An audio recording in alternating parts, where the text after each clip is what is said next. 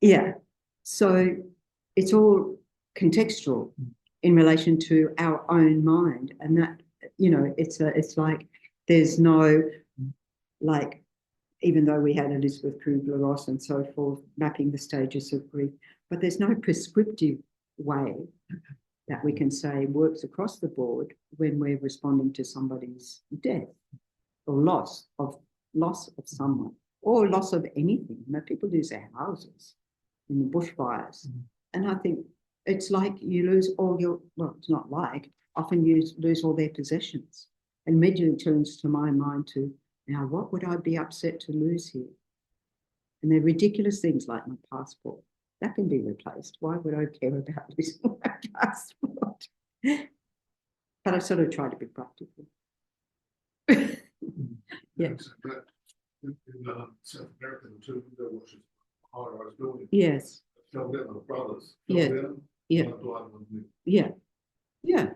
I lived, obviously, brief. For the no, it's difficult. You get survivor guilt as well. You've got the grief, but then you've also got survivor guilt. Yeah. And what if yourself? Well, hopefully he doesn't for the rest of your life. What if I had stood there, or what if what if? It doesn't matter. That's all torture. The what ifs are just self-torture, as if the belief that the situation could have been different. And even at the time of the Buddha, like there were all these clans fighting each other. I mean, that's what Buddha was of the Shakya clan and so forth. And anyway, and there was one soldier who didn't want to, I think he didn't want to die, so he ran away. And he was in this field which caught fire and he burnt to death. So you could say he had the karma to die at that time. And there was no escape from that. It's going to be this way or that way, but you were going to die. So we don't know karma. Only a Buddha knows karma. I mean, run away by all means. You don't just stand and say, bring it on. Okay. So coming back to our guru devotion itself can be attachment. I've got so much attachment, devotion to my guru. But how do I know when it's attachment? The guru doesn't respond to my emails. The guru ignores me, doesn't communicate with me. I'm doing so much service in the guru. Or, I'm talking from experience. So the guru's coming down. Everyone's lined up to offer katas. We have that tradition of offering white scarf katas. And you're on this side. And there's other people on that side. They've got their katas, you've got your katas. And the guru's coming down your side and you're getting very excited, getting closer. And then kaboom, goes over the other side before you. And you're like, the ego jumps up. That is attachment. Because if I was happy to see the guru, I'd be as equally happy that the guru went to the other side and totally ignored me. So watch the ego, watch the ego, watch the ego, walk right on by. So that's proof that it's not pure Dharma. It's not the actual Dharma path. That's attachment. Or as Geshe Zopa said to me, using another example of me, when I was... we must have been doing mandala offerings. And I said something about jewels in there. I was explaining how Geshe Zopa had said less jewels and just having pure grain that you like, the best quality grain. And I was saying how, it was so best quality the mice decided to move into my mandala set. This was over Easter. Anyway, so I was talking to him about this and I said, well, I did remove a lot of jewels, but I've got things in there from Lama Zopa Rinpoche. And Rinpoche gave me those, remember the day. And then Geshe Zopa just goes, you Westerners have so much attachment. See, I think this is a pure thing. And so watch out when Geshe Zopa comes here and cuts your deluded minds, or cut through line. Again, he's got quite a lot to work with in there. Okay.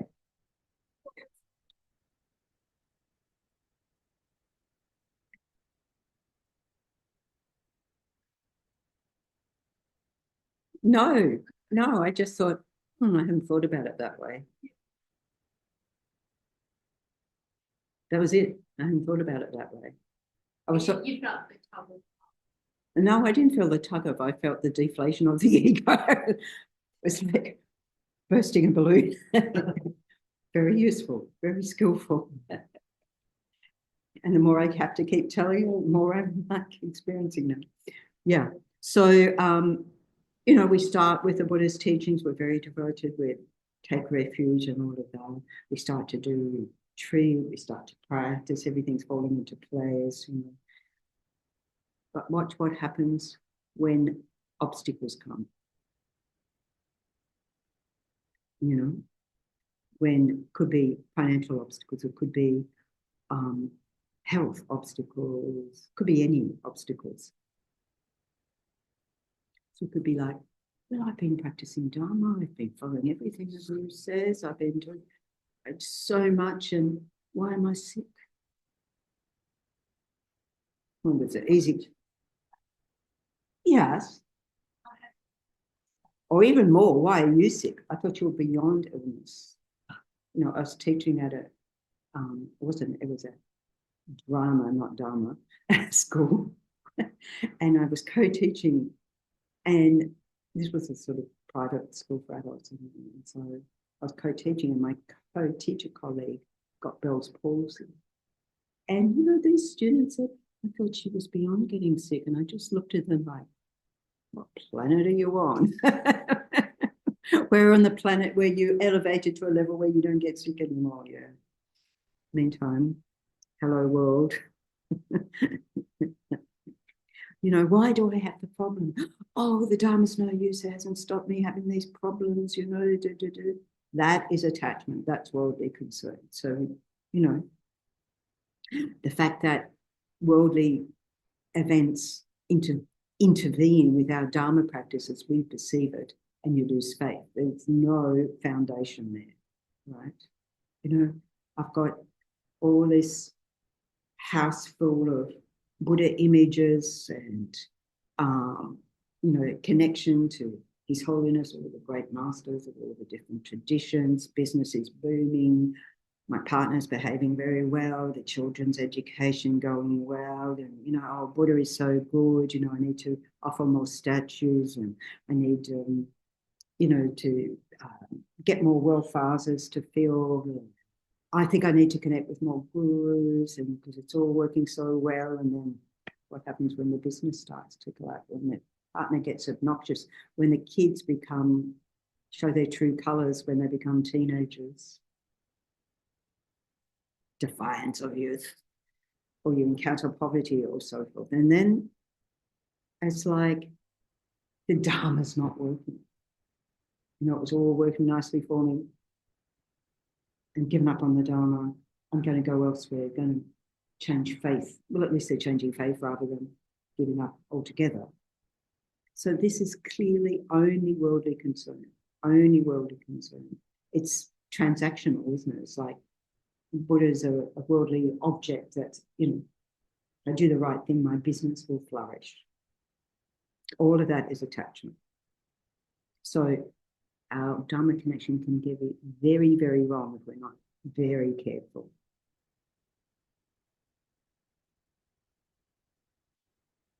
I think I've done so many retreats, you know, I've taken so many initiations, and then all these obstacles come up all at once, and you give everything up because I should be beyond having obstacles.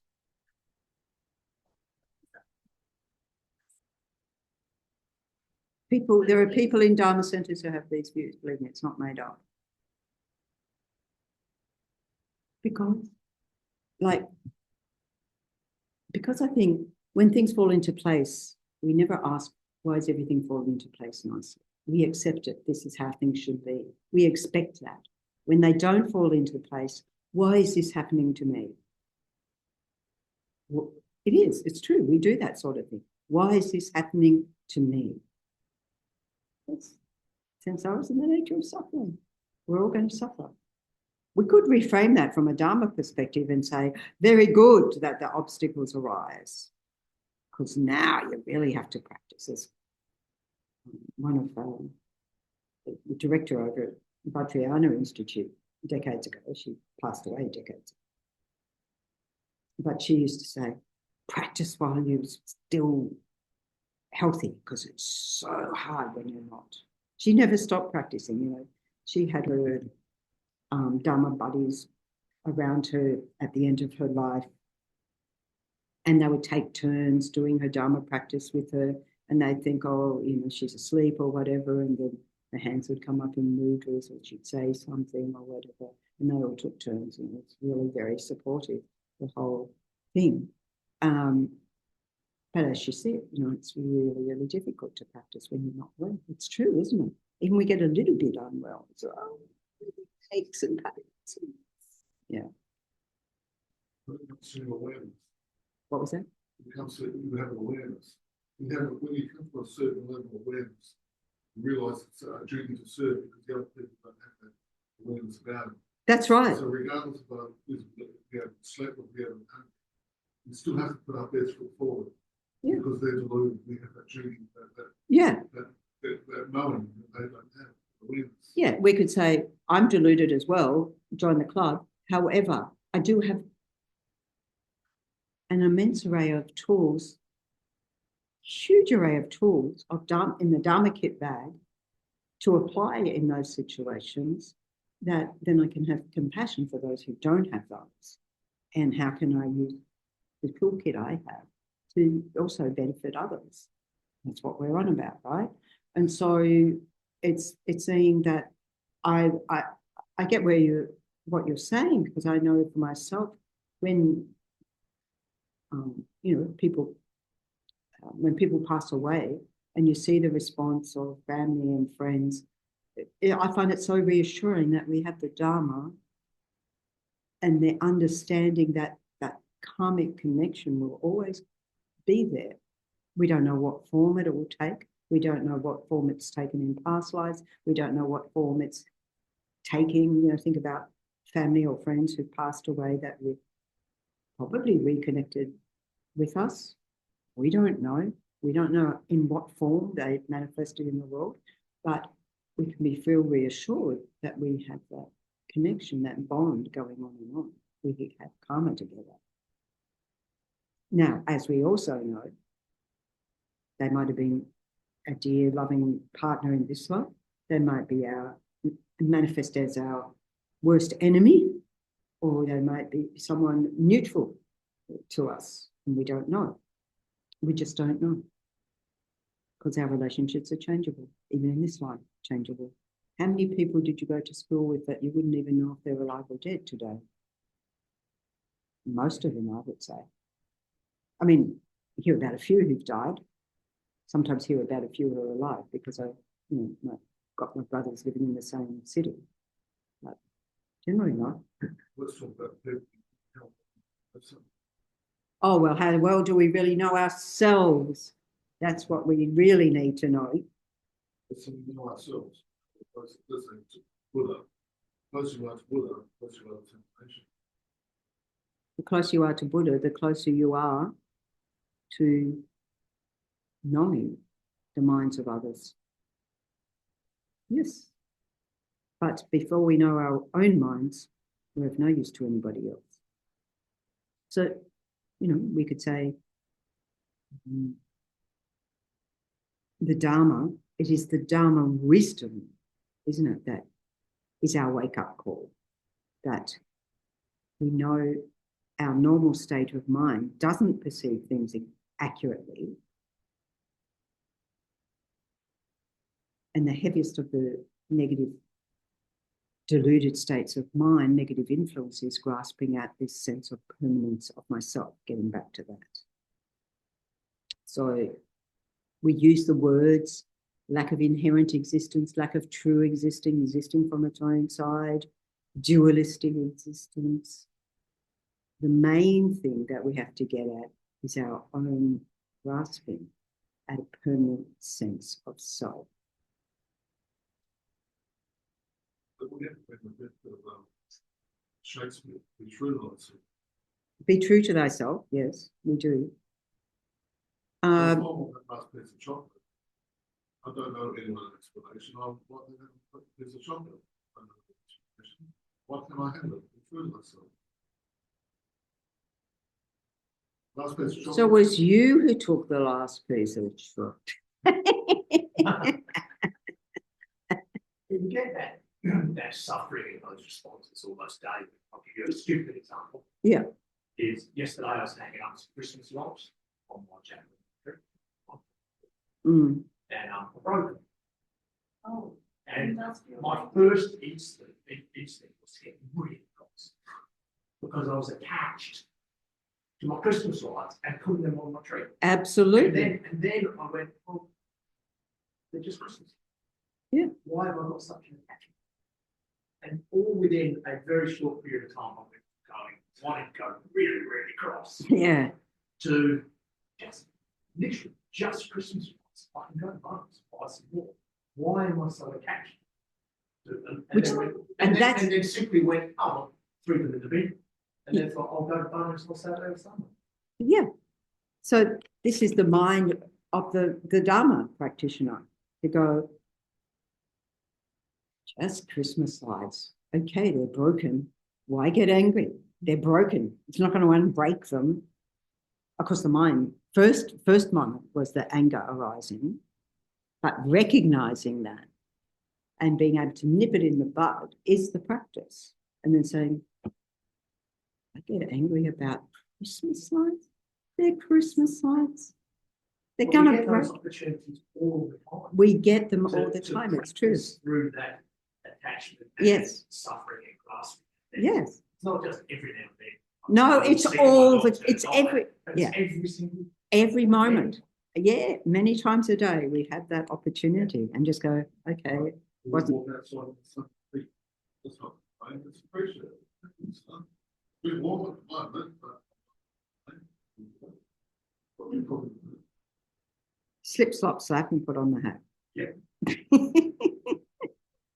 Okay. Yes, please. What was that? Our minds, we are not all the one same mind. Have any conversation with any one of us here and you know that. So we are not all the same mind. We would say that in its innate state, in its pure state, the mind is clear and knowing. So the state of each and every one of our minds is the same. The nature of our minds is the same in that it is clear, clear as in space, unobstructed, the clarity of the mind in its natural state. And knowing is its function. The function of the mind is to know, to cognize. So it has those two aspects, each and every one of us, as well as the cockroaches, the ants, and every other being that exists in samsara, well, that exists, is clear and knowing. And then the extent to which it's clear and knowing is individual to us. Like we're talking about all these things that cloud the mind, that obscure the mind, which is all knock it off frequently. All those misperceptions and so forth that cloud that natural clarity and capacity to know things precisely as they are. So it's not that we don't know, we have an infinite ability to learn and to train our mind and so forth. That is all the same for all of us. But our mind is our mind. My mind has on it the imprints that I have collected while my beginning was lines, the positive imprints, I want to go and go and go, of course. and the ones that I have yet to purify of that could manifest as negative, have a negative karmic fruition. Once it's the fruit's there, nothing you can do about the fruits there. I can maybe mitigate some of the conditions around that, but generally that will ripen. That's what you say. It will ripen. But if I can get it before it's at that state, then I can detox the mind. And the more I do that, the more my mind abides in that natural clarity and purity. So we say that our mind by nature is pure, has that clarity. And we have the capacity to know. And like anything else, the more we work with our capacity to know, the more we cultivate our different wisdoms, the wisdom realizing impermanence, the wisdom realizing uncertainty at the time of death, the wisdom realizing emptiness. Whatever object that we analyze, that we are selflessness, selflessness. There's no permanent inherently existent self that I, even while saying, have a strong sense of. I know that it doesn't exist, but I haven't yet got the direct experience of that. We're works in progress. So it's not like all our minds are the one mind. Sometimes I use the analogy of like drops in the ocean, that we're all say each individual is the individual drops that make up the ocean. They're of the same nature, but they're not all the same entity, is how we express it. Yeah. Oh.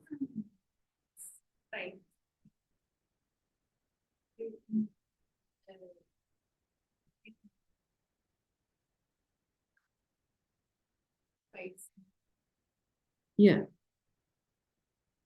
It seems, what is space? Well, we talk about unobstructed space, which is the absence of obstruction. Space is defined as the absence of obstruction. So we could say in this room, there's a lot of space. And the space is where there's no obstruction. So no tables, no chairs, no people, no objects in here. But then we can even look at space within it in each. We talk about space in the body, with space within and between things as well.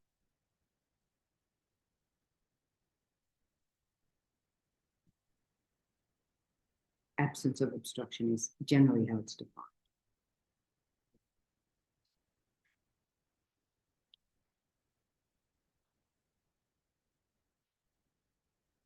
Mm-hmm. Oh, look at the time. Flies when you're having a good talk. All right, so we'll draw this to an end here. Unless there's any final comments, questions, observations.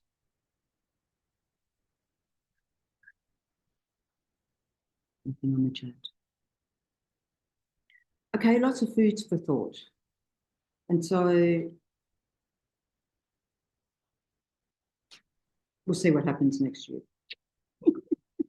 We'll see what happens next year because, yeah, just working on a program for next year.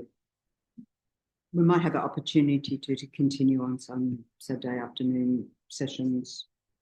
What I do know is happening is that we resume general teachings in the week of the 13th of January. Before that, there'll be a notice going out shortly about retreat for that. And then a refuge retreat. And then beginning of February, we have Geshe Zopa visiting giving some teachings. First week in Feb. So that's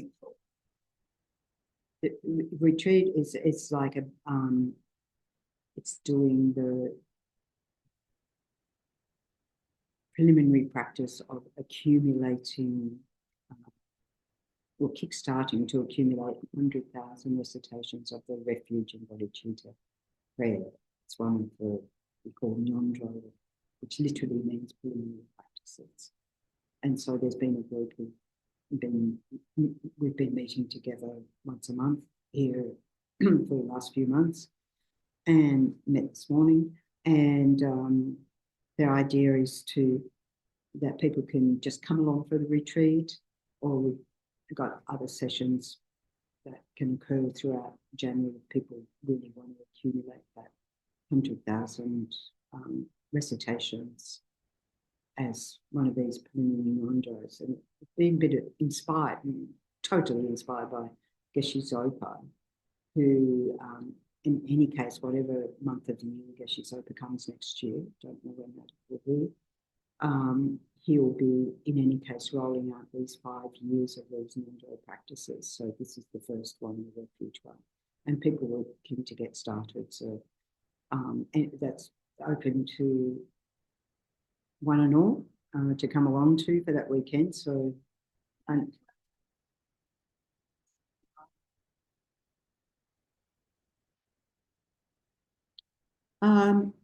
you can do the refuge non-dro whether you've taken formally refuge or not, because I mean we do the refuge prayer here every day, but it does raise the question if people wanted to do it who haven't taken refuge, it would be good to have that opportunity for them to take refuge.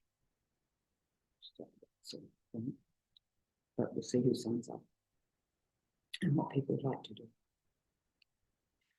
Yeah, so the details of that will be soon available.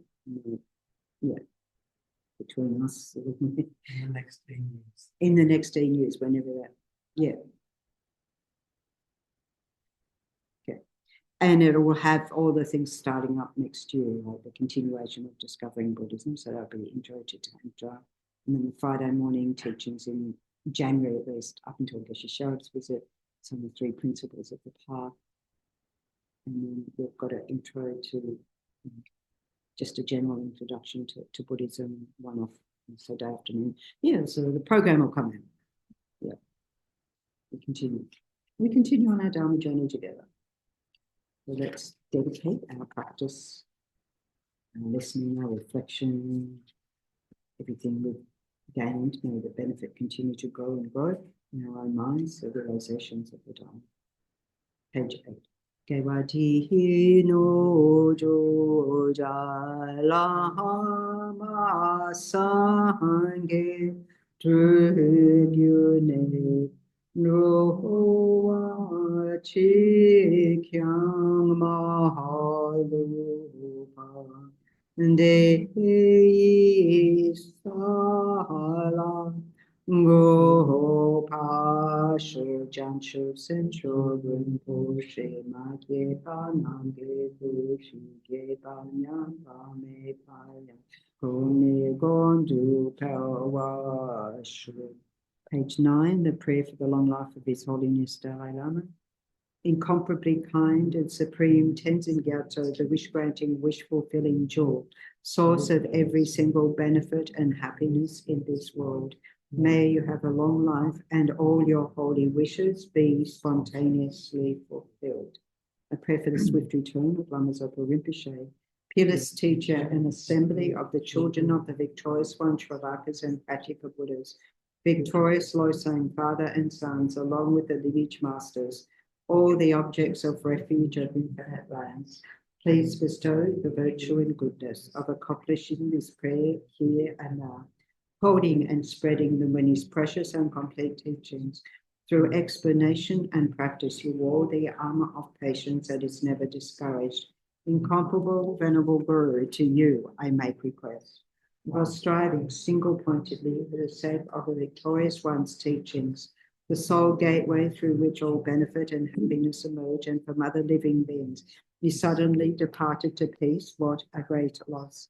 Nevertheless, through the undeceiving truth of the blessings of the ocean of the 3 jewels and the great waves of bodhicitta of the children of the victorious ones, may the smile of a reincarnation swiftly beam in glory for fortunate disciples. From a prayer for Tenzin Zopa Rinpoche, Lord of Dharma, who in accordance with the various dispositions of those to be subdued, clear in the light of your well-spoken advice, the sacred Ugandan tradition, essence of Buddha's teachings. Foremost and holy Lama, to you who are supreme, we make this prayer of supplication. Lama, please, please live. Okay, thank you all very much. Have a wonderful end of year, whatever celebrations you may or may not be having, and see you in the new